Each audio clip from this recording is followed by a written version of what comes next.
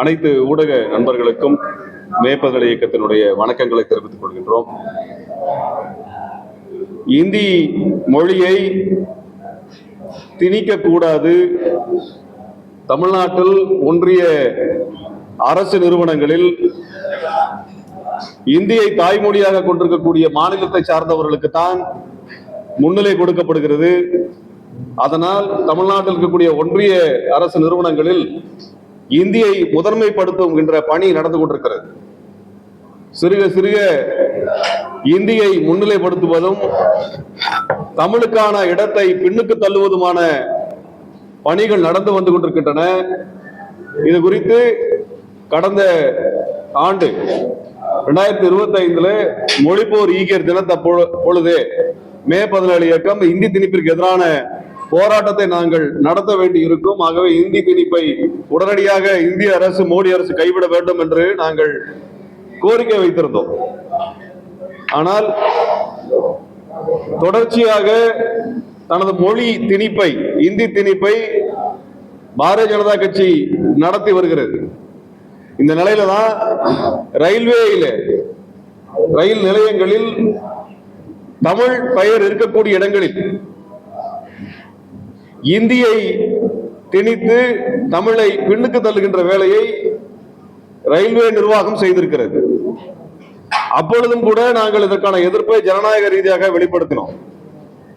தொடர்ச்சியாக இது போல செய்து கொண்டிருப்பதை 2025 கடந்த ஆண்டு கடுமையான எதிர்ப்பை தெரிவித்தோம். இதற்கான கூட்டங்களை நடத்தினோம், பரப்புரையை மேற்கொண்டோம். இந்த ஆண்டு மொழிப்போர் ஈகியர் தினத்தன்று இதை நாங்கள் கண்டிப்பதற்கான பல்வேறு கூட்டங்களை நடத்தினோம், பல ஊர்களில் நடத்தினோம். உலக தாய்மொழி நாளான பிப்ரவரி 21 மோடி வருகையின் பொழுது சென்னை எழும்பூர் ரயில் நிலையத்தில் நாங்கள் முற்றுகை போராட்டத்தை நடத்தினோம். அரசுக்கு அறிவித்து இந்தி திணிப்பை உடனடியாக நிறுத்த வேண்டும். ரயில்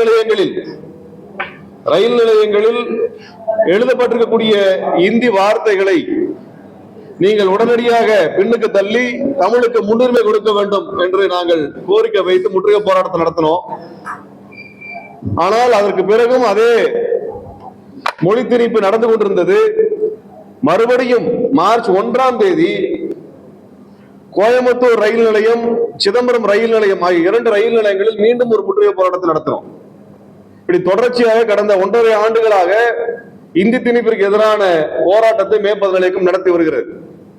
இப்படி தொடர்ச்சியா நாங்கள் கோரிக்கை வைத்தும் நினைவுபடுத்தியும் கூட மோடி அரசு இதை பற்றியெல்லாம் கவலைப்படாம பல துறைகளில் இந்தியை திணிக்கிறாங்க.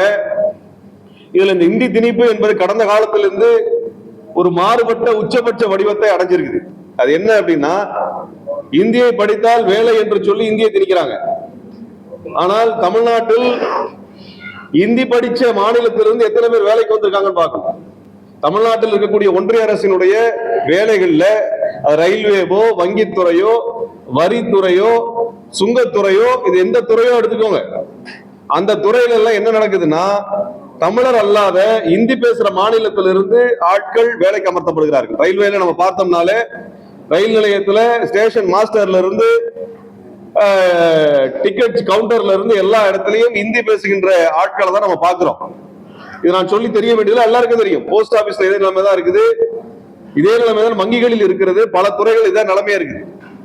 இப்ப நம்ம என்ன கேட்கிறோம்னா, இந்தி படிச்சா வேலை கிடைக்கும் என்று சொல்லக்கூடிய அரசு இந்த வேலைகளில் இந்தி படித்து இந்தியை தாய்மொழியாக கொண்டிருக்காத மாநிலங்களை சார்ந்தவர்களிலிருந்து யாரும் வேலை கிடைக்கல. அது இந்திய படிப்பான், இந்தி கட்டாய பாடமாக இருக்கக்கூடிய மாநிலமாக இருக்கும், அவனுக்கு இந்தி தாய்மொழி இல்லாமல் இருக்கும், இந்தி தெரியும், அவனெல்லாம் இங்க தமிழ்நாட்டுல அல்லது பிற மாநிலங்களே அவனுக்கு வேலை கிடைக்கிறது இல்லை. மாறாக இந்தியை தாய்மொழியாக கொண்ட மாநிலத்தில் இருப்பவனுக்கு மட்டும்தான் இந்த வேலைகள் ஒதுக்கப்படுகின்றன. தமிழ்நாட்டிலே தமிழருக்கு தேவைப்படுகின்ற தமிழருக்கான பணியிடங்கள் எல்லாம் முழுக்க முழுக்க இந்தி மாநிலத்தை சார்ந்தவர்களுக்கு ஒதுக்கப்பட்டு இருக்குது. தமிழ்நாட்டில் கிட்ட 2.5 லட்சம் இடங்கள் ஒன்றிய அரசினுடைய பணியிடங்கள் இவ்வாறு நிரப்பப்பட்டுக் கொண்டிருக்கின்றன. தமிழ்நாட்டு இளைஞர்களின் வேலை வாய்ப்பு பறிபோய் கொண்டிருக்கிறது. இதை எச்சரிக்கும் விதமாகத்தான் நாங்கள் இப்ப இந்த போராட்டத்தை நடத்தி வர்றோம். குறிப்பா தெளிவா சொல்லணும்னா, SSC கமிஷன் வேலை வாய்ப்புக்கு எடுக்கக்கூடிய இந்த ரயில்வேல எடுத்துக்கிறோம் சொன்னோம்னா மண்டல வாரியாகத்தான் தேர்வு நடத்தப்படும். மண்டல வாரியாக தேர்வு நடத்தி அந்தந்த மாநிலங்களுக்குரிய இடங்கள் அந்தந்த மாநிலத்தை சார்ந்தவர்களுக்கு ஒதுக்கப்படக்கூடிய நிலைமை கடந்த காலத்துல இருந்தது. ஆனால் இன்னைக்கு இந்திய அளவில் தேர்வு வைக்கிறாங்க, ஒரே நாடு ஒரே தேர்வு. அந்த அடிப்படையில் வச்சு எந்த மாநிலத்திற்கும் இந்தி பேசாத மாநிலத்திற்கும் பிரதிநிதித்துவம் இல்லை என்கின்ற அடிப்படையில் குறிப்பாக தமிழ்நாட்டு மாணவர்களுக்கு இளைஞர்களுக்கு ஒன்றிய அரசின் வேலைகள்ல இடமில்லாத நிலைமை உருவாக்கி இருக்கிறாங்க. நாம அதான் கேட்கிறோம். மண்டல அளவில் இருந்த தேர்தல் இந்திய அளவில் தேர்தலாக மாற்றப்படுகிறது. இந்திய அளவில் தேர்தல் நடத்திட்டு தமிழ்நாட்டு இளைஞர்களுக்கு வேலை வாய்ப்பு இல்லாம போகுது. இதற்கு இதுவரைக்கும் இந்த அரசு பதில் சொல்லல. தமிழ்நாட்டில் கிட்டத்தட்ட 2.5 லட்சம் பணியிடங்கள் ஒன்றிய அரசு பணியிடங்கள் இருக்கிறது. 2 லட்சம் பணியிடங்களில் பெரும்பாலான இடங்கள் இந்தி பேசுற மாநிலத்தை சார்ந்தவர்கள் கொடுக்கப்படுது. தமிழ்நாட்டு ரயில்வே நிலையத்துல பல ரயில்வே நிலையங்கள்ல இந்தி பேசுகின்ற மாநிலத்தில் இருக்கிறவங்களுக்கு தான் இடம் இருக்குது. இப்ப நம்ம என்ன சொல்றோம்னா, இந்தி பேசுறவங்க தான் இங்க ஸ்டேஷன் மாஸ்டரா வைக்கிறான், ரயில்வேல வேலை வச்சிருக்கான்னா, இந்தியை தெரிந்து கொண்டு இந்திய கட்டாய பாடமாக எடுத்துக்கொண்டிருக்கக்கூடிய இந்திய தாய்மொழியை வச்சிருக்காத மாநிலம் இருக்குது. இப்ப பஞ்சாப் எடுத்துக்குவோம், பெங்கால் எடுத்துக்குவோம், மகாராஷ்டிரா எடுத்துக்குவோம். இந்த மாநிலம் எல்லாம் இந்தியை ஏற்றுக்கொண்டிருக்கிறது. இந்தி மொழியை இந்த மாணவர்கள் கட்டாயமா படிக்கிறான். இவனுக்கு கூட ஒன்றிய அரசுல வேலை கிடையாது. இப்ப நீங்க எல்லா இடத்துலயும் பார்த்து இந்தி பேசக்கூடிய ஆளு யாருன்னு பாத்தீங்கன்னா, இந்தி தெரிஞ்சவன் அல்ல, இந்திய தாய்மொழியா வச்சிருக்க மாநிலத்தை சார்ந்தவனுக்கு தான் இங்க வேலை இருக்குது. ரயில்வேஸ்ல போய் பாத்தீங்கன்னா இந்தி பேசுற ஆள் யாருன்னு பாத்தீங்கன்னா, இந்தி மொழியை கட்டாய பாடமா எடுத்திருக்க பஞ்சாப்ல இருந்தோ, பெங்கால்ல இருந்தோ, அஸ்ஸாம்ல இருந்தோ, ஒரிசால இருந்தோ, மகாராஷ்டிரால இருந்தோ வந்திருக்க மாட்டான். அவன் இந்தியை பேசக்கூடிய பீகார்ல இருந்தோ, உத்தரப்பிரதேசல இருந்தோ, மத்திய பிரதேசல இருந்தோ, ஹரியானால இருந்து வர்றான். அப்ப இந்திய கட்டாய பாடமா எடுத்து படிக்கிறவனுக்கும் இதான் நிலைமை. ஒரே ஒரு கேள்விதான், இந்திய கட்டாய பாடமா எடுத்து படிக்கக்கூடிய பஞ்சாப்ல இருந்து எந்த சிங்கு தமிழ்நாட்டில் வேலை செய்யுது? சீக்கிரம் யாராவது பாத்திருக்கீங்களா? அவனுக்கு கட்டாய பாடம் தான் இந்தி. அவனுக்கெல்லாம் இங்க வேலை இல்லை. இந்தியை தாய்மொழியாக கொண்டிருக்கிறவனுக்கு தான் இங்க வேலை என்பதாக இருக்கு. அதனாலதான் இந்திய எல்லாரும் திணிக்கிறான். எல்லா இடத்துல இந்திய எழுத்துக்களாக இருக்குது. அப்ப இந்தியில பெயர் வைக்கிறான். இந்தியில பெயர் வைக்கக்கூடியதை தமிழ்ல எழுதி காமிக்கிறான். அப்ப தமிழ்ல தெரிஞ்சவன் கூட அந்த பேரை படிக்க முடியாது, இந்தி தெரிஞ்சாலும் பேரை படிக்க முடியாது. இந்த லட்சணத்துலதான் இங்கே நாங்கள் தமிழை வளர்த்துகிறோம் என்று பிஜேபி நாடகம் நடத்துகிறது. மோடி எல்லா இடத்துக்கும் போனா தமிழை புகழ்கிறேன் வாய்க்கிலேயே பேசுறார். ஆனால் எல்லா இடத்திலும் ஏன் இந்தி திணிக்கப்படும் என்பதற்கான பதில் இல்லை. அதுக்கான எதிர்ப்பு தெரிவிக்கின்ற விதமாக இந்தியை அளிக்கின்ற போராட்டத்தை கடந்த புதன்கிழமை மார்ச் 11ஆம் தேதி முதல் மொழிப்போர் ஈகி தாளமுத்தினுடைய நினைவு நாளில் இந்த போராட்டத்தை தொடங்கணும். அந்த போராட்டம் இப்பொழுது தீவிரமடைந்து தமிழ்நாடு முழுவதும் இந்திய எழுத்துக்கள் ரயில் நிலையங்களில் அளிக்கப்படுகின்றன. இது வெறும் மொழி எழுத்தை அளிக்கிறதால மட்டும் இல்ல, இந்தியை திணிப்பதற்கு எதிரான இந்த போராட்டம் என்பது தமிழ்நாட்டு இளைஞருக்கு வேலை என்னாச்சு, மோடி சர்க்காரு எங்க இளைஞனுக்கான வேலை என்னாச்சு, எல்லா இடத்துலையும் இந்திக்காரனை கூட உட்கார வைக்கிற, இந்திக்காரனுக்கு தான் வேலை தர்ற, ஒன்றிய அரசு வேலைகள் எல்லாருமே இந்திக்காரனா இருக்கிறான், அவன் தமிழ்நாட்டுக்குள்ளார அவன் தான் வேலை பார்க்கிறான்னா எங்க நிலைமை என்ன? தமிழ்நாட்டுல அனாதையா இருக்கிறதா எங்க மாணவர்களுக்கு எல்லாம்? எங்க இளைஞர்கள் எல்லாம் ஸ்விக்கி சொமாட்டோ ஓட்டுறதா வேலையா? அவனுக்கு எம்பிஏ படிச்சிருக்கான், பிஇ படிச்சிருக்கான், உயர்பள்ளி கல்வி படிச்சிருக்கிறான், அவனுக்கு வேலை இல்லை. ஆனா அதிகாரிகளாக யார் நியமனம் செய்யப்படுகிறார்கள்? இந்தி மாநிலத்தை சார்ந்தவர்கள், இந்தியை தாய்மொழியை கொண்டிருக்க மாநிலத்தை சார்ந்தவங்க நியமனம் செய்யப்படுறான். ஆனால் நம்ம மாணவர்களுக்கு வேலை வாய்ப்பு பறிபோகிறது. அவருடைய உத்தரப்பிரதேசத்துல இந்தி பேசக்கூடிய ஆள் இருந்தாங்கன்னா அது அவங்களுடைய உரிமை, அதை செய். தமிழ்நாட்டில் எதுக்கு இந்தி பேசக்கூடிய மாநிலத்தில் வேலைக்கு போடுற? இங்க எதுக்கு போடுற? இங்க எதுக்கு பேங்க்ல போடுற? இப்ப நேற்றுக்கு திருவாரூர்ல இருந்து வங்கியினுடைய படிவத்தை அனுப்புறாங்க. திருவாரூர்ல கனரா வங்கியில ஹிந்தியில எதுக்கு படிவம்? ஹிந்தியில எதுக்கு ஃபார்ம் வச்சிருக்கிற? திருவாரூர்ல எதுக்கு வச்சிருக்கிற? எதுக்கு வச்சிருக்கிற? லக்னோல வச்சிருப்பியா? தமிழ்ல வச்சிருப்பியா? லக்னோல, டெல்லியில வச்சிருப்பியா? எங்கேயும் கிடையாது. அப்ப இங்க எல்லா இடத்துலயும் இந்தியை திணிக்கக்கூடிய வேலையை திட்டமிட்டு செய்யறது என்னன்னா, இந்திக்காரனுக்கு வேலை கொடுத்துறது, இந்தி மொழியை திணிச்சிடுறது, அவன் வசதிக்கு எல்லாத்தையும் பண்ணிடுறது. நம்ம ஊர்ல நம்ம மொழிக்கு இடம் இல்லாம நம்ம இளைஞர்களுக்கு வேலை வாய்ப்பு இல்லாம பண்றோம். அதான் முக்கியமான விஷயம். இதுதான் தந்தை பேரு அன்னைக்கு சொன்னது. மொழி திணிப்பு என்பது வெறும் மொழி திணிப்பு மட்டுமல்ல, பண்பாட்டை நாசப்படுத்துவது, வேலை வாய்ப்பு வாழ்வாதாரத்தை நாசப்படுத்துவது, கல்வியை நாசப்படுத்துறது எல்லாமே நடக்குது. இந்தி படிச்சா வேலை கிடைக்குன்னு சொல்றதெல்லாம் பித்தலாட்டம். அதான் நான் கேட்கிறேன், பஞ்சாப்ல இருந்து, பெங்கால்ல இருந்து, அஸ்ஸாம்ல எல்லா மாநிலத்திலும் இந்தி கட்டாய படம் தான். ஏதாவது ஒருத்தர் அங்க இருந்து வேலைக்கு வந்திருக்கானா? பாத்துக்கமா? எல்லாம் யூபில இருந்து வந்திருக்கான், பீகார்ல இருந்து வந்திருக்கான், மத்திய பிரதேசத்துல வந்திருக்கான், ஹரியானால வர்றான். ஏன் இங்கே பாடமா எடுத்த மாநிலத்துல எவனும் வர்றதில்ல? ஏன் வர்றதில்ல? அவனுக்கு எல்லாம் வேலை கிடையாது. அவன்லாம் எதுக்கு ஹிந்தி படிக்கணும்னா, இந்திக்காரனுக்கு வேற மொழி படிக்கிறதுக்கு அறிவு கிடையாது. அதனால அவனுக்கு ஹிந்தி மட்டும் தான் தெரியும். அவன் வசதிக்கு நம்ம எல்லாம் இந்தியில பேசணும். அவன் வேற மொழி கத்துக்க மாட்டார், வேற மொழியில அவர் கத்துக்க மாட்டார். அவர் வசதியா உட்காந்து அவர் தாய்மொழியில பரீட்சை எழுதுவார். இன்னைக்கு ஒன்றிய அரசு நிறுவனங்களில், கல்வி நிறுவனங்களில் நடத்தக்கூடிய பரீட்சைகள் ஹிந்தியிலும் ஆங்கிலத்தில் நடத்தப்படுது. நம்ம பிள்ளைங்க ரெண்டுமே அந்நிய மொழியில தான் பரீட்சை எழுத வேண்டியிருக்கு. ஆனா இந்திக்கார பிள்ளைங்க அவன் தாய்மொழியில பரீட்சை எழுத முடியும். அவன் தாய்மொழியில பரீட்சை எழுத முடியும். அவன் தாய்மொழியில பரீட்சை எழுதுறவன் பாஸ் பண்ணுவானா? அந்நிய மொழியில எழுதக்கூடிய குழந்தைங்க பாஸ் பண்ணுமா?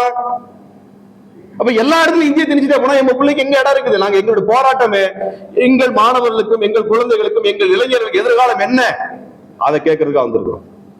அதுதான் அந்த போராட்டம் நடக்குது. இந்தியை ஒழிச்சு கட்ட வரைக்கும் விட மாட்டோம். எங்களுடைய இளைஞர்களுக்கான வேலை வாய்ப்பு உறுதி பண்ணு. நான் சோத்து மூட்டை தூக்கிட்டு ஸ்விக்கி சொமாட்டோ ஓட்டுறதுதான் என் பிள்ளை இருக்காங்களா? எங்க இளைஞர்கள் அதுதான் படிச்சானா? இன்ஜினியரிங் படிச்சானா? அதுதான் கல்வி கடனை வாங்கி எங்க அப்பா அம்மாக்கள் எல்லாம் இவங்களுக்கான கல்வி கடனை வாங்கி ஆடு மாடெல்லாம் வித்து, வீடு வித்து படிக்க வச்சது இவங்க ஸ்விக்கி சொமாட்டோ ஓட்டக்கூடிய நிலைமை தானே. ஏன் ஓட்டுறான்? அரசாங்கத்துல வேலை இல்லை, அரசாங்க வேலை தடை செய்யப்படுது. இதெல்லாம் அதிகாரம் கிடைக்கக்கூடிய பதவிகள். இது இன்கம் டாக்ஸ்ல, எக்ஸைஸ் டிபார்ட்மெண்ட்ல, இதர இமிகிரேஷன் டிபார்ட்மெண்ட்ல, இது போன்ற அதிகாரம் மிக்க இடங்களில் தமிழர் இருக்கானா? இவ்வளவு என்னங்க, ரயில்வே போலீஸ் எங்களை அரெஸ்ட் பண்ணிச்சே, ரயில்வே போலீஸ் கிட்டத்தட்ட 20 நகரங்கள்ல மொழி அடிச்சிருக்கிறோம். எந்த ஸ்டேஷன்லயும் இருக்கக்கூடிய ரயில்வே போலீஸ்காரரு தமிழால் கிடையாது, தமிழால் கிடையாது. இங்க ரயில்வே போலீஸ் இங்கதாங்க வேலை பார்க்கறாங்க. இங்க இருக்கிற எல்லா பேசஞ்சரும் தமிழால். அவனுடைய தேவை என்னன்னு பேசி தெரிஞ்சுக்கிறதுக்கான தமிழால் கூட ரயில்வே போலீஸா வேலை செய்ய முடியல. கடைநிலை பணி, அதே போல குரூப் டி பணி, எஸ்எஸ்சி, ஆர்ஆர்பி, பிஆர்பி எதுலயும் கிடையாது, எதுலயும் கிடையாது. ஐசிஎஃப்ல கிடையாது, ஆவடி தொழிற்சாலையில கிடையாது, பெல்லுல கிடையாது, என்எல்சில கிடையாது, எல்ஐசில கிடையாது, வங்கிகள்ல கிடையாது. அப்ப எதுக்கு நம்ம ஊர் இந்த நாட்டுக்கு வரி கட்டுறோம்? எதுக்கு வரி கட்டுறோம்? எங்க பிள்ளைங்களோட எதிர்காலம் என்னாச்சு? அப்ப எங்க குழந்தைகளுடைய வேலை வாய்ப்பை உறுதி செய்வதற்கான களத்தில் நிற்கிறோம். அதுதான் போராட்டம். தமிழ் மொழியை காக்கவும், தமிழ் இளைஞர்களுடைய வேலை வாய்ப்பை உறுதி செய்யறதுக்கான போராட்டம். அந்த போராட்டத்தை தான் எங்களுடைய தோழர் சிவா திலீபன், அவருக்கு இந்த பிரச்சனையை தொடர்ச்சி 1.5 ஆண்டுகளாக பேசி பேசி அவர் வெதுமனார். தமிழ்நாடு எழுந்திருக்க மாட்டேங்குது. தமிழ்நாடு தன்னுடைய குழந்தைகள் எதிர்காலத்திற்காக, தாய்மொழிக்காக, தமிழுக்காக, அன்னை தமிழை காப்பாற்றுவதற்காக போராட்ட களத்திற்கு வரமாட்டேங்குது. இவர்களை போராட்ட களத்திற்கு அழைத்து வர வேண்டும் என்று தன் உயிரை கொடுக்கக்கூடிய செயலில் இறங்கிட்டாரு. உயிருக்கு போராடி கொண்டிருக்கிறார். உயிருக்கு மிக மோசமான நிலையில காயம் ஏற்பட்டு அவர் போராடிட்டு இருக்கிறாரு. அவர் இது போன்ற பணிகளை, இது போன்ற முயற்சிகளை செய்யக்கூடியவர் அல்ல. தன் உயிரை கொடுப்பது என்பது தேவையற்றது, கொடுக்க கூடாது என்று சொன்ன தோழர். அப்படி சொன்னவர் எங்களுடைய எல்லா தோழர்களுக்கும் அப்படி அறிவுரை கொடுத்தவர். அவர் இந்த எல்லைக்கு போவார் நாங்க யாரும் எதிர்பார்க்கல. ஆனால் தன் உயிரை கொடுக்க வேண்டும் என்று தலையில் பலத்த காயமடைந்து ரயிலில் மிக மோசமாக அடிபட்டு அவர் எடுத்து வரும் பொழுது கூட தமிழ் தமிழ் என்றுதான் பேசிக் கொண்டிருந்தார். அது இறுதியாக நினைவு இருக்கின்ற சமயம் வரை அவர் பேசிய வார்த்தை தமிழ். ரயில் முன்னால் அவர் பாய்வதற்கு முன்பு அவர் முழக்கமிட்டது தமிழ் வாழ்க. இதைத்தான் செய்தார். அவர் தன் உயிரை கொடுக்கக்கூடிய வகையில. ஏனால் இனிமேலாவது தமிழ்நாடு எந்திரிக்காதா? தமிழ்நாட்டு தமிழ் மொழிக்கு இழிவு நடக்குது, தமிழ் இளைஞனுக்கு வேலை கிடைக்கிறது இல்லை, இதுக்காக தமிழ்நாடு எழுந்திருக்காதா என்றுதான் இவ்வளவு ஒரு துணிவான முடிவு எடுத்திருக்கிறார். அந்த முடிவில் நாங்கள் உடன்படுறதில்லை. தொடர்ச்சியா 17 ஆண்டுகள் அதெல்லாம் உடன்படல. ஆனால் தமிழ்நாட்டில் இதற்கான குரல் வலுப்பெறணும், எழ வேண்டும், கட்சி கடந்து எழணும். நாங்க அதான் சொல்லி, இது ஒரு தனி கட்சி சம்பந்தப்பட்ட பிரச்சனை இல்லை. இந்திய எதிர்ப்பு போராட்டத்துக்கு தனி கட்சி சம்பந்தப்பட்ட பிரச்சனை. இந்த கட்சிகள் எல்லாம் வருவதற்கு முன்பே ஆரம்பிக்கப்பட்ட பிரச்சனை, கேள்வி எழுப்பப்பட்ட கோரிக்கை, நடந்து கொண்டிருக்கக்கூடிய போராட்டம். அதோட தொடர்ச்சி தான் 100 ஆண்டுகள் நடக்கக்கூடிய போராட்ட தொடர்ச்சி தான் நாங்களும் முன்னெடுக்கிறோம். இந்திய அழிப்பு போராட்டம் தொடரும். எந்த இடத்துல நாங்க பின்வாங்க மாட்டோம். நாங்க கட்சிக்காகவோ தேர்தலுக்காக நிற்கக்கூடியது கிடையாது. எங்களுக்கும் இந்த இந்திய திணிக்கக்கூடிய ஒன்றிய பாஜக அரசுக்குமான இந்த முரண்பாட்டில் நாங்க எந்த ஒரு அடி கூட நாங்கள் பின்வாங்க போறது இல்லை. ஒரு அடி கூட நாங்க பின்வாங்க போறது இல்லை. தமிழ்நாட்டில் தமிழ் இளைஞருக்கான வேலை வாய்ப்பு உறுதி செய்யப்பட வேண்டும். தமிழ்நாட்டில் திணிக்கப்படுகின்ற இந்தி எல்லாம் அகற்றப்பட வேண்டும். இந்தி எழுத்துக்கள் தமிழ் எழுத்துக்களை பின்னுக்கு தள்ளிவிட்டு எங்கெல்லாம் எழுதப்பட்டிருக்கோ அங்கெல்லாம் மாற்றப்பட வேண்டும். தமிழ் இளைஞர்களுக்கும் தமிழ் மொழிக்கும் முன்னுரிமை கொடுக்கப்படவில்லை என்றால் இந்த போராட்டம் தொடர்ச்சியாக நடக்கும். எந்த இடத்துல நிறுத்தப் போவதில்லை, அதுக்கான தேவையும் எங்களுக்கு இல்லை. இதுல பொதுமக்கள் பங்கெடுக்க வேண்டும், இளைஞர்கள் பங்கெடுக்க வேண்டும், மாணவர்கள் பங்கெடுக்க வேண்டும்.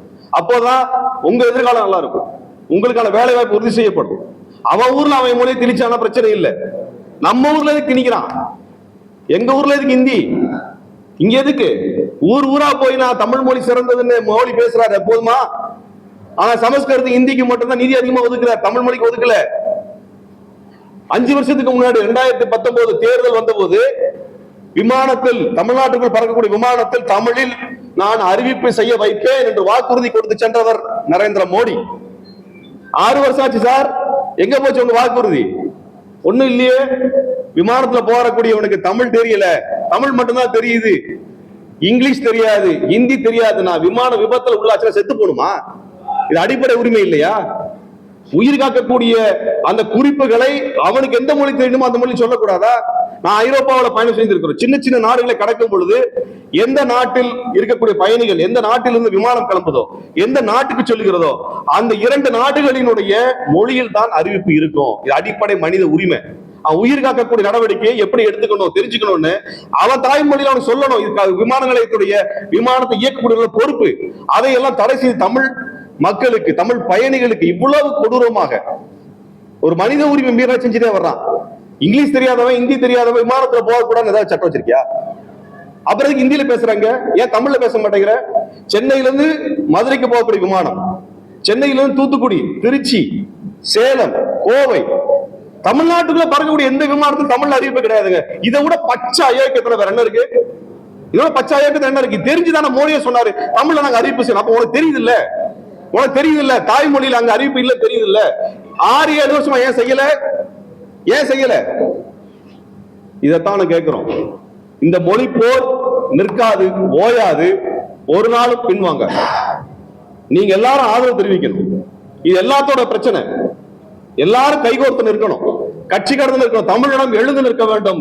இந்த அந்நிய மொழி திணிப்பை அடித்து விரட்ட வேண்டும், ஆதிக்க இந்தியை வெட்டி புதைக்க வேண்டும். தமிழ் வாழ்க, இந்தி ஒழிக என்கின்ற முழக்கம் தமிழ்நாடு முழுவதும் எழ வேண்டும் என்பதுதான் எங்களது கோரிக்கை. தேர்தல் என்று வந்தாலே மே 17 இருக்கும்போது இந்தி திணிப்பை உள்ள கொண்டு வந்துடுறாங்கன்னு சொல்லிட்டு தமிழிசை சவுந்தரராஜன் விமர்சனம். நாங்க தேர்தலே போட்டியிடலைங்கிற தமிழிசை சொல்லியிருக்கு. அவங்க அந்த அறிவு இருக்கான்னு எனக்கு தெரியாது. நான் எங்களுக்கு தேர்தலுக்கு என்ன சம்பந்தம்? தமிழிசை அம்மா அவர்களுக்கு தெரியுமா நாங்களாம் தேர்தலில் போட்டியிடலன்னு? மொழி போர் என்பது கட்சி கடந்தது. அப்புறம் நான் ஒண்ணு, நாங்க இந்தி எதிர்ப்பு தான் செய்யறோம். இது ஏன் பாஜக பிரச்சனை ஆகுது? தமிழிசைக்கு என்ன பிரச்சனை இல்ல? அப்ப அடிப்படையில தமிழிசைக்கு இந்தி திணிக்கப்படும் விருப்பம் இருக்குன்னு வெளிப்படையா சொல்லிட்டான். அவங்க சொல்லணும்ல, ஆமாங்க இந்தியில வேண்டாம்னு சொல்லணும்ல. என்ன தப்பு வந்துற போது? தமிழ்நாட்டு நாளுக்கு தானே பேசணும். எதுக்கு டெல்லி நலனுக்காக தமிழிசை எதுக்கு பேசணும்? வேணா அவங்க டெல்லி இசைன்னு வச்சுக்க சொல்லுங்க, இந்தி இசைன்னு வேணா வச்சுக்க சொல்லுங்க. யாரு வேணாம் சொல்லு, தமிழிசை ஏன் வச்சுக்கணும்? நீங்க தமிழ்நாட்டு நலனுக்கு பேசுங்க மேடம். உங்க கட்சி நிலைப்பாடே நீங்க எங்கிட்ட பேசணும்னா எங்களுக்கு இதுக்கு தேவை, எங்களுக்கு இல்ல. இந்தி வேண்டாம், தமிழ் வேண்டும், தமிழ் வாழ்க என்று சொல்லுவது திமுக கோரிக்கை மட்டும்தானா? பிஜேபி அந்த கோரிக்கை இல்லையா? பிஜேபி அந்த கோரிக்கை இல்லையா கேக்குறேன். பிஜேபிக்கு இந்தி வாழ்க தமிழ் ஒழிகன்னு சொல்றாங்களா? தமிழிசை சொல்லுங்க வாயை திறந்து. தமிழ் ஒழிக இந்தி வாழ்கன்னு சொல்லிடுவாங்களா? தமிழிசை சொல்லுங்க பாப்போம். நாங்க என்ன சொல்றோம்? தமிழ் வாழ்க, இந்தி திணிப்பு ஒழிகன்னு பேசுறோம். இதுல என்னங்க பிரச்சனை வந்துரும்? இது எப்படி கட்சி வந்துரும்? இல்ல நாங்க திமுக ஓட்டு போடுங்க சொன்னோமா? சொன்னோமா? அப்படி எல்லா கட்சியும் தான் வாங்கன்னு சொல்றோம், எல்லாரும் தான் பேசுறோம், தமிழ்நாட்டு மக்களுக்கு நலன் தான் பேசுன்னு சொல்றோம். இது எப்படி கட்சி பிரச்சனை மாத்திரம் இந்திய திணிக்கிறாங்க? பிஜேபி ஒத்துக்குச்சு, அதான் தமிழிசை வெளிப்படையா சொல்றாங்க. தேர்தல் நேரத்துல இந்த பிரச்சனை வேணுமென்றே பண்றாங்க, அதிகாரத்தோட தொடர்பு வச்சுதான் பண்றாங்கன்னு சொல்றாங்க. தேர்தல் வரைக்கும் இந்த பிரச்சனை தீக்கலைங்கிறதா அவங்களுடைய அயோக்கியம். ஏன் தேர்தல் வர வரைக்கும் தீர்க்க மாட்டீங்களா?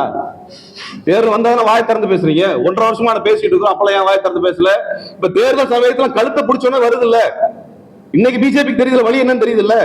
இப்ப இத்தனை வருஷமா என்ன பண்ணாங்க? இத்தனை வருஷமா தூர்தர்ஷன் இருந்தா, தூர்தர்ஷன் இருக்கா? இந்தி திணிச்சிருக்கீங்களா? இதை எதிர்ப்பு தெரிவிச்சு 2 வருஷம் போராட்டம் நடத்தணுமா எல்லாருமே? அப்ப பிஜேபி எங்க போச்சு? இந்த இருக்குது இந்த லட்சணம் காவியில் எழுதி வச்சிருக்கான இந்தியில. இதுக்கு எதிராக போராட்டம் நடத்தினப்ப கம்யூனிஸ்ட் எங்க போனாங்க? அப்பெல்லாம் தேர்தல் இல்லையே, அப்பெல்லாம் எங்க போனாங்க? இது தேர்தல் வந்தாதான் பேச, தேர்தல் வந்தாலும் வாய் திறக்கிறீங்க. அப்ப கேள்வி கேட்போம், பதில் சொல்லுங்க. தேர்தல் வந்தா என்ன, வராட்டி என்ன, பதில் சொல்லுங்க. பதில் சொல்றதா நம்ம கேட்கிறோம். நாங்க தேர்தலுக்கு எங்களுக்கு என்னங்க சம்பந்தம் இருக்கு? இது எப்படி தேர்தலுக்கும் எங்களுக்குமான தொடர்பாக நீங்க பார்க்க முடியும்? நாங்க திமுக ஆதரவு இதுவரைக்கும் தெரிவிச்சது கிடையாது, அதிமுக ஆதரவு தெரிவிச்சது கிடையாது, காங்கிரஸ் பிஜேபி ஆதரவு தெரிவிச்சது கிடையாது. அப்புறம் எப்படி தேர்தல் பிரச்சனையா இருக்கும்? இது எப்படி இன்னொரு கட்சி சார்ந்த பிரச்சனையா இருக்கும்? அப்ப பாரதிய ஜனதா கட்சியை நினைத்துக் கொள்ளுகிற இது ஒரு கட்சியோட சார்ந்தது, எங்க கட்சிக்கு கிடையாது. அப்ப நான் தமிழிசைக்கு நன்றி சொல்றேன். நாங்கள் தமிழுக்கு எதிரானவர் என்று பாஜகவை சார்ந்த தமிழிசை அவர்கள் வெளிப்படையாக ஏற்றுக்கொண்டு விட்டார். அவரது வாக்குமூலத்தை நம்மளால புரிந்து கொள்ள வேண்டும் என்று கேட்டுக்கொள்கிறேன். இல்ல, தமிழக இளைஞர்களுக்கு நாங்க ஆட்சிக்கு வந்தா 3.5 லட்சம் வேலை வாய்ப்பை உருவாக்கி தருவோம் திமுக சொன்னாங்க. ஆனா 5 ஆண்டுகள்ல 94,000 வேலை வாய்ப்புகளை தான் உருவாக்கி கொடுத்திருக்காங்க. இது குறித்து ஏன் திருமுருகன் காந்தி போன்றவர்கள் திமுகவை நோக்கி கேள்வி எழுப்புறாங்க? இதை பத்தி ஏன் வேலை வாய்ப்பை பத்தி பேசுறீங்க, நம்முடைய வேலை வாய்ப்பு எல்லாம் பறி போகுது அப்படின்னு சொல்லிட்டு. அதாவது ஒப்பந்த ஊழியர்கள் சம்பந்தமாக கிட்டத்தட்ட லட்சக்கணக்கான ஒப்பந்த ஊழியர்கள் பணி நிரந்தரம் செய்யப்படாமல் இருக்கிறாங்கன்னு தொடர்ச்சியான போராட்டம் நடத்தியிருக்கோம். தொடர்ச்சியான போராட்டத்தில் பங்கெடுத்து எல்லாமே வீடியோவா இருக்கு. நான் இதுவரைக்கும் கிட்டத்தட்ட 50-60 போராட்டங்களில் பங்கெடுத்து கடந்த 4 ஆண்டுகள் இதற்கான போராட்டத்தில் பங்கெடுத்து நடத்தியிருக்கோம். என்னோட கேள்வி ஒன்னே ஒண்ணுதான், தமிழ்நாட்டில் வேலை வாய்ப்பு திமுக உருவாக்கலான்னு பிஜேபி தெரியுது இல்ல, ஏதாவது ஒரு போராட்டத்தை அண்ணாமலை நடத்திருக்காரா? தமிழ்நாட்டு இளைஞர்களுக்கு தமிழ்நாட்டில் வேலை வேண்டும் என்று அண்ணாமலை ஏதாவது போராட்டம் நடத்திருக்காரா? ஏதாவது ஒரு போராட்டம் சொல்லுங்க. உங்களுக்கு நீங்க தான் பத்திரிகையாளர், எல்லா இடத்துக்கும் போறீங்க. அண்ணாமலை ஏதாவது ஒரு போராட்டம் தமிழ்நாட்டுக்காக போராட்டம் நடத்தி நீங்க ஏதாவது பாத்துருக்கீங்களா? விமானத்துல ஏறதுக்கு முன்னாடி பேட்டி தருவாரு, இறங்கின உடனே பேட்டி தருவாரு, கல்யாண வீட்டுக்குள்ள போனே பேட்டி தருவாரு, வெளியே வந்தோடனே பேட்டி தருவாரு, சோறு தின்ன உடனே பேட்டி தருவாரு, திங்கிறதுக்கு முன்னாடி பேட்டி தருவாரு. இதை தவிர என்ன பண்ணிருக்காரு? அண்ணாமலை பேட்டி தர்றதை தவிர இந்த மக்கள் பிரச்சனைக்காக திரட்டி போராட்டம் நடத்தி என்னைக்காவது பாத்திருக்கீங்களா? இல்லையே. ஏன் பிஜேபி பண்ண வேண்டியதானே?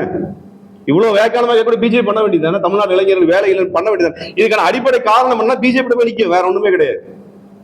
பிஜேபி தான் போய் நிற்கும். இங்க மாநில அரசுக்கு வர வேண்டிய நிதியை ரத்து பண்ணா மாநில அரசு எப்படி சம்பளம் கொடுக்கும்? இங்க ஆசிரியர்களுக்கு வர வேண்டிய, கல்வித்துறைக்கு வர வேண்டிய 2500 கோடி நிதியை நிறுத்தி வச்ச ஆசிரியர்களுக்கு எப்படி சம்பளம் தர முடியும்? ஆசிரியர்களுக்கு எப்படி பணி நிரந்தரம் பண்ண முடியும்? இது வெளியில வந்ததுன்னா பிஜேபி கழுத்தை பிடிச்சி கேள்வி கேட்போம். நல்லாவே பிஜேபிக்கு தெரியும். 4 வருஷம் 5 வருஷமா தமிழ்நாட்டு இளைஞர்களுடைய வேலை வாய்ப்பு குறித்து பிஜேபி எதுவும் பேசவில்லை, எதுவும் செய்யவில்லை. காரணம் என்ன? ஒன்றிய அரசுல தமிழ்நாட்டு இளைஞர்களுக்கான வேலை பிடுங்கப்படுகிறது என்று பிஜேபி நல்லா தெரியும். அப்ப அவங்க போராட்டம் நடத்தினா கேள்வி கேட்பாங்க, நடத்தினா ஊடகவியலாளர் கேள்வி கேட்டுருவாங்கன்னு தெரியும். அதனால அதெல்லாம் பண்றது இல்லை.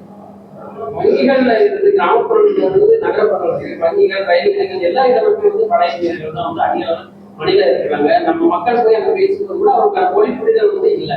அப்படி இருக்கிற பட்சத்தில் ஏன் மாநில கட்சிகள் எல்லாமே வந்து இதை தடுப்பதற்கான எந்த முயற்சிகள் இருக்காங்க? இது என்னன்னாங்க, ஒன்றிய அரசினுடைய ரெக்ரூட்மெண்ட்ல முன்னாடி எல்லாம் மண்டல அளவுல நடக்கும். மண்டல அளவுல சதன் ரயில்வே நடக்குன்னா 4-5 மாநிலங்கள், தென்னக மாநிலங்கள் தான். அப்ப இங்க இருக்கிறவங்க தான் வேலைக்கு அப்ளை பண்ண முடியும். அவர் இருந்த வேலைன்னு இருந்தது. அதுல கூட குறைச்சல் ஒரு மாநிலத்துக்கு கூட குறைச்சல் கிடைக்கும். இப்ப என்ன இருக்குன்னா எல்லாமே ஒன்றிய அளவுல தேர்வு, ஒரே நாடு ஒரே தேர்வு, ஒருத்தருக்கு வேலை இல்லை. இதான் விஷயம். பிஜேபி பொறுத்த வரைக்கும் அதான் அவங்களோட முழக்கம். ஒரே நாடு ஒரே தேர்தல், ஒருத்தருக்கு வேலை கிடையாது. அந்த முறைப்படி தமிழ்நாட்டில் இருக்கக்கூடிய இளைஞர்களுக்கு வேலை கிடைக்கிறது இல்லை. நீங்க இந்தியா முழுக்க போய் நீங்க போட்டி போட்டு இந்தியில பரீட்சை எழுதி, இங்கிலீஷ்ல பரீட்சை எழுதி நம்ம புள்ள எப்படி தேர்வாகும்?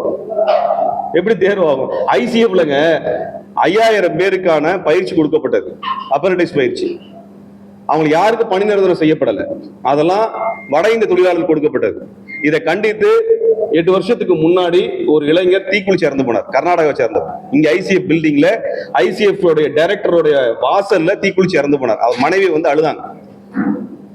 இது நடந்தது, இன்றைக்கும் நடக்குது. ஆனால் அந்த பணியிடங்கள்லாம் யாருக்கு கொடுக்கப்பட்டது என்றால் வட இந்தியா கொடுக்கப்பட்டது. பொன்மலையில கிட்டத்தட்ட 323 இடங்கள், அதுல 250 இடங்கள் வட மாநிலத்துக்கு கொடுக்கப்பட்டது. ஒட்டுமொத்த ரயில்வேல கடந்த 2 ஆண்டுகள்ல 3600 இடங்கள்ல கிட்டத்தட்ட 2800 இருந்து 3000 இடங்கள் வட மாநிலத்தை சார்ந்து கொடுக்கப்பட்டிருக்கு. ஏன் இது எல்லாத்தோட பிரச்சனை தானே? நம்ம மாணவர்கள், நம்ம இளைஞர்களுக்கு நம்ம ஊர்ல வேலை கிடைக்கலைங்க. நம்ம ஊர்ல கிடைக்க மாட்டேங்குது. அவன் மாநிலத்துல அவனுக்கு வேலை கிடைச்சா பரவாயில்ல, ஏன் மாநிலத்துல வேற மாநிலத்தை சேர்ந்தவனுக்கு எதுக்கு வேலை? திருச்செந்தூர் ஸ்டேஷனு அதுல இந்தியில தான் கவுண்டர்ல உட்காந்துருக்காங்க. புதுக்கோட்டை ஸ்டேஷனு அவங்க தான் உட்காந்துருக்காங்க. இப்படி எந்த ரிமோட் சென்டர் எடுத்தாலும் இவங்க கேட்கறாங்களே அறுபடை வீடுன்னு கதையெல்லாம் பேசுறானுங்களே, முருகனை பத்தி எல்லாம் பேசுறானுங்களே, அந்த ஸ்டேஷன்ல என்ன லட்சணத்துல இருக்கு? திருப்பரங்குன்றம் ஸ்டேஷன்ல தமிழ்ல சில பில்டிங்ல அறிவிப்பு கிடையாது, ஹிந்தியில இங்கிலீஷ்ல அறிவிப்பு இருக்கு திருப்பரங்குன்றம் ஸ்டேஷன்ல. ஆனா இவங்களுக்கு முருகன் தீபம் ஏத்துற மட்டும் தான் இவங்களுக்கு பிரச்சனையா இருக்கு. இதான் நிலைமை. ஸ்ரீரங்கத்துக்கு ட்ரெயின் நிக்கும், திருப்பரங்குன்றத்துக்கு நிக்குமா? நிக்குமா? பழனிக்கு எத்தனை ட்ரெயின் விட்டுருக்கானுங்க? திருச்செந்தூருக்கு எத்தனை ட்ரெயின் விட்டானுங்க? இவங்களுக்கு முருகனுக்கு என்ன சம்பந்தம் இருக்கு? கலவரம் பண்றதுக்கு மட்டும்தான் வேலை. ஏன் ஸ்ரீரங்கத்துக்கு நிறுத்த விடுற? ஏன் திருப்பரங்குன்றதுக்கு கூட ட்ரெயின்? திருப்பரங்குன்ற ஜங்ஷன் பெருசு பண்ண அவ்வளோ முருகப்பட்டு இருக்குல்ல, பண்ண அதெல்லாம் வராது, அதெல்லாம் நடக்காது. அதனாலதான் இந்த கேள்வி கேட்கணும். பிரதமர்ல இருந்து உள்துறை அமைச்சர், மத்திய அமைச்சர்கள், வரக்கூடிய மத்திய அமைச்சர்கள் எல்லாமே எங்களால தமிழ்ல பேச முடியல, ரொம்ப வருத்தமா இருக்கு அப்படின்னு சொல்லி தங்களுடைய வருத்தங்கள் எல்லாம் தெரிவிக்கிறாங்க. அது ரூம் போட்டு கொஞ்சம் உட்காந்து அழுகு சொல்லு, வேற ஒண்ணும் இல்லை. தனியாக அமித்ஷாவுக்கு தமிழ்ல பேசணும் ரொம்ப வருத்தம், ரூம் போட்டு உட்காந்து ஓன் ஒப்பரேஷன் எப்படிங்க வரும்? அதெல்லாம் தமிழ் யாருக்கு வரும்னா, நேர்மையும் அற உணர்வும் இருக்கிறவங்களுக்கும் மதவெறியை வெறுக்கிறவனுக்கு தான் தமிழ் வரும். மதவெறி அரசியலா வச்சவனுக்கு தான் தமிழ் வராது, வாயிலே நுழையாது.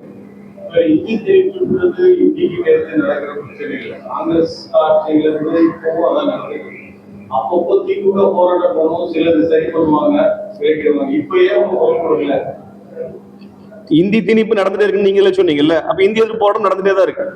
1938 இருந்து இப்போ வரைக்கும் நடந்துட்டு இருக்கு. கடந்த 80 ஆண்டுகளாக வீரியமா நடக்குது. இவ்வளவு காலம் போராட்டம் பண்ணி இவங்க திருந்தல, இவங்க அறிவு வரலன்னு தான் சொல்றோம். இவ்வளவு போராட்டம் நடத்தியும் டெல்லிக்காரனுக்கு அறிவு வரல. எந்த கட்சி டெல்லியில ஆட்சியில் இருந்தாலும் இந்திய திணிக்கணும்னு வேலையை பார்க்கற காங்கிரஸோ பிஜேபியோ, அவங்களுக்கு அறிவு இல்லை. நம்ம எவ்வளவுதான் போராடுறது? நல்ல மாட்டுக்கு ஒரு சூடுன்னு சொல்லுவாங்க, நல்ல மாட்டுக்கு ஒரு சூடுன்னு சொல்லுவாங்க. இவங்க அந்த அறிவே கிடையாது. அதனால தமிழ்நாடு திரும்ப திரும்ப போராட வேண்டிய நிலைமையில இருக்கிறோம் நம்ம. அதுதான் இங்க இருக்கு தமிழர்களுடைய நிலைமை. இது என்னுடைய தாத்தா காலத்தில் நடந்த போராட்டம் இல்லைங்களா? இது என்னுடைய மகன்களுடைய காலத்தில், மகள்களுடைய காலத்தில் போராட்டம் நடத்த வேண்டிய நிலைமையில் நாங்க நிக்கிறோம். அப்ப 100 ஆண்டுகளாக ஒரு மொழியை எதுக்கு திணிக்கிறானுங்க? அது ஒரு யோக்கியமான மொழியா, நல்ல மொழியா? ஒரு விளக்கணையும் கிடையாது. அது ஒரு பெரிய இலக்கிய வளமும் கிடையாது. இந்தி பெரும்பான்மை மொழியும் கிடையாது, அது ஒரு ரீஜனல் லாங்குவேஜ். இந்தி பேசுற மாநிலங்களிலேயே இந்தி மைனாரிட்டி தாங்க. அங்க மைதிலி, சந்தாலி போன்ற மொழிகள் தான் அங்க இருக்குது. அங்கேயே அது மைனாரிட்டி தான். இவனுங்களா ஊக்கப்படுத்தி வளர்த்துறானுங்க.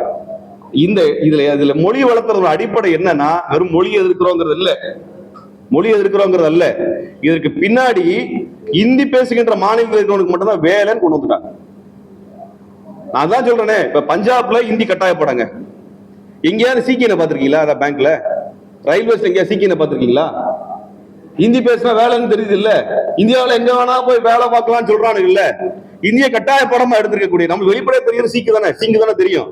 அப்படி தர்பான் கட்டிட்டு இருக்கக்கூடிய சிங்கு ஏதாவது ரயில்வே ஸ்டேஷன்ல பாத்தீங்களா வேலை பார்க்கறதா? இல்ல. அப்ப இந்திய படிச்சாலும் கூட இதான் லட்சணம். இந்திய படிச்சாலும் வேலை இல்ல, இந்திய தாய்மொழியா கொண்டிருக்கவனுக்கு மட்டும்தான் வேலை. அதுதான் நிலைமை இங்க. ஒன்றிய அரசுல ஒன்றிய அரசு எடுத்து பல விஷயங்கள்ல காங்கிரஸ் போராடிட்டு தான் வர்றாங்க. ஆனா அந்த ஹிந்தி எதிர்ப்பு இந்த மாதிரி விஷயத்துல அவங்க குரல் கொடுத்தது போதுமான அளவு இருக்குது. காங்கிரசும் பாரதிய ஜனதா கட்சியும் இந்தி திணிப்பிலே மாறுபட்ட கட்சிகள் கிடையாது, ரெண்டும் ஒரே கட்சிகள் தான் எப்ப வரைக்குமே. டெல்லியில இருக்கக்கூடிய தலைமை இந்திக்கு சாதகமாகத்தான் இருந்து கொண்டிருக்குது. அதான் நிலைமை. காங்கிரஸோ பிஜேபியோ வேறுபாடு கிடையாது.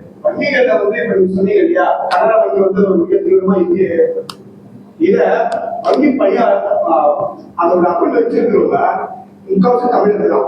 அங்க யாரும் இந்தியாவிலே இல்லை. ஏன் ஒவ்வொரு வங்கியிலையும் இருக்கிற அந்த வங்கி வியாபாரர்கள் ஏன் போராட்டம் நடத்தாம ஒரு அமைப்பா சேர்ந்து தமிழ்நாட்டோடு சேர்ந்து அந்த மக்களுக்கு விழிப்புணர்ச்சி கொடுக்குது? அதுதாங்க இப்ப ஆரம்பிக்க போறோம். கனரா வங்கியோ, ஸ்டேட் பேங்கோ, இந்தியன் ஓவர்சீஸ் பேங்கோ அல்லது இந்தியன் பேங்கோ இந்திய திணிச்சிட்டே இருந்ததுன்னா நாங்க பரப்புரை செய்து இனிமேல் இந்த வங்கியில காசு போடாதுன்னு சொல்லணும். இருக்கிற கணக்குகள் எல்லாம் மூடுங்கன்னு சொல்ல வேண்டிய போராட்டம் நடக்குது. இங்க இருக்கிற பிரைவேட் பேங்க் இருக்கு இல்லைங்களா, பல பிரைவேட் பேங்க் இருக்குது. ஐசிஐசிஐ பேங்க், HDFC இதெல்லாம் பேங்க் இருக்குல்ல, அவன் யாரா இந்தியில போடுறானா? அவனுக்கு இருக்கிற அறிவு இவங்களுக்கே இல்ல, அவங்களுக்கு இருக்கிற அறிவு இவங்களுக்கே இல்ல. பிரைவேட் பேங்க்ல இந்தியே போடல, அவனுக்கு வியாபாரம் நல்லா பண்றான்ல, அப்ப உனக்கு மட்டும் எதுக்கு இந்தி? இப்ப நான் இதுல ஒண்ணு சேர்த்து சொல்ல வேண்டியிருக்கு. நாங்க இந்த போராட்டம் நடத்தின உடனே இந்த சவுகார்பேட்டையில இருந்து 2 மார்வாடிங்க எங்க மேல வழக்கு பதிவு பண்ணணும்னு பிரச்சாரம் பண்ணிட்டு இருக்குது. என்னன்னு சொல்லி அவங்க போய் வழக்கு கொடுக்கறதுலாம் அவங்க உரிமை, வழக்குக்கு பயப்படுறவங்க கிடையாது நாங்க. ஆனா என்ன சொல்றதுங்கன்னா, தமிழ்நாட்டில் இந்தியை அழித்தால் மார்வாடிகளுக்கு பிரச்சனை, நம்முடைய பண்பாடு அழிந்து விடும், ஆகவே மார்வாடிகளை ஒன்று கூடுங்கள் இவங்களுக்கு எதிராகன்னு வீடியோ போடுறாங்க. இல்ல அவங்க தமிழ்நாட்டுக்குள்ளார வணிகம் பண்றாங்க, தமிழர்கிட்ட வணிகம் பண்றாங்க. நம்மோடு இங்கே வணிகம் செய்யக்கூடிய மார்வாடிகள் நம்ம ஊர் நடக்கக்கூடிய இந்திய எதிர்ப்பு போராட்டத்துக்கு எதிர்ப்பு தெரிவித்து இங்க வழக்கு போடுன்னு கம்ப்ளைண்ட் கொடுத்து போராடுறதுக்கு வான்னு திரட்டுறான். நீ உன் ஊர்ல உன் மொழியை பாதுகாக்க என்னோட செஞ்சுக்கோ. தமிழ்நாட்டுல இங்க தமிழ் மொழிக்கு எதிராக மார்வாடிகள் ஒன்று கூடுன்னு ஆரம்பிச்சோம்னா உன் கடை எதுவும் நடத்த முடியாது சொல்லிட்டான். இங்க எதுவும் பிசினஸ் பண்ண முடியாது. வந்தியா, வியாபாரம் பண்ணியா, எல்லாத்தோட சேர்ந்து இணக்கமா இருந்தியா போ. இங்கே தமிழ் மொழிக்காக உரிமைக்காக போராடக்கூடிய இயக்கங்கள் மேல நீ வழக்கு போடு, அவங்களுக்கு எதிராக ஒன்னாவா போராடவான்னு இங்க குரல் கொடுத்துட்டு இருந்தேன்னா மார்வாடி கம்பெனிகளுக்கு எதிரான போராட்டத்தை நாங்கள் மீண்டும் ஆரம்பிக்க வேண்டியிருக்கும். ஏன் மீண்டும் சொல்றேன்னா, 1956லயே இந்த மார்வாடி கடைகள்லாம் மூட வேண்டும் என்று தந்தை பெரியார், அறிஞர் அண்ணாவெல்லாம் போராட்டம் நடத்தின காலம் இருக்குது. மறந்துடாதீங்க, சவுகார்பேட்டைக்காரன் மறந்துடக்கூடாது.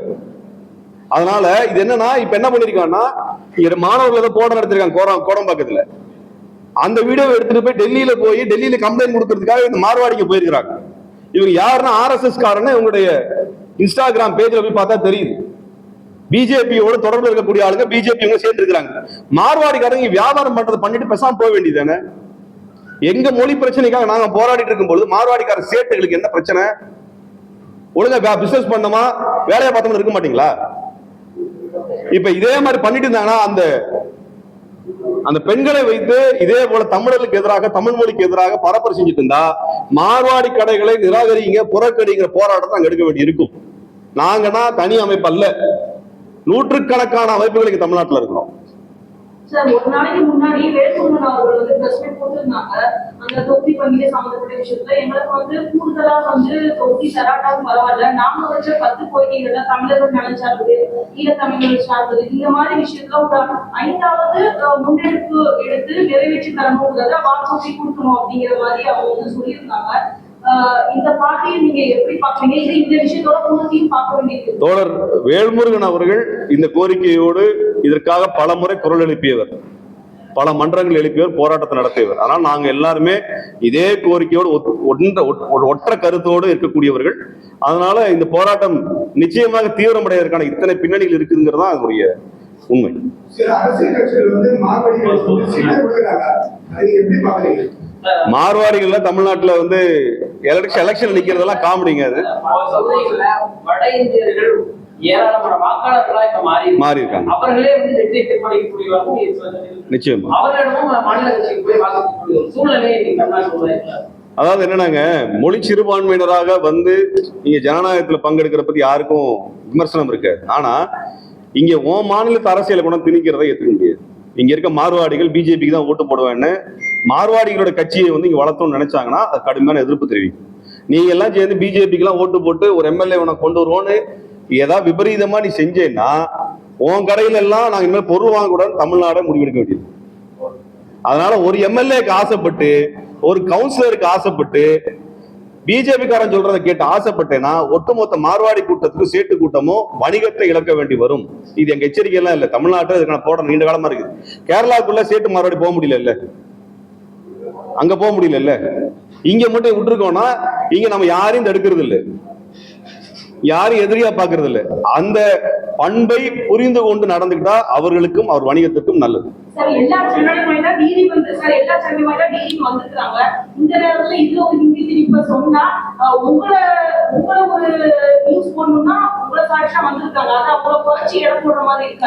இல்லைங்க, அவங்களுக்கு குறைச்செல்லாம் இடம் போடல. அவங்க இந்தி திணிப்பும் சமஸ்கிருதத்தில் ஒளிபரப்பும் தமிழ்நாட்டிற்குள் செய்ய ஆரம்பித்த பொழுது எதிர்ப்பு போராட்டம் நடந்தது, தூர்தர்ஷனுக்கு எதிரான போராட்டம்.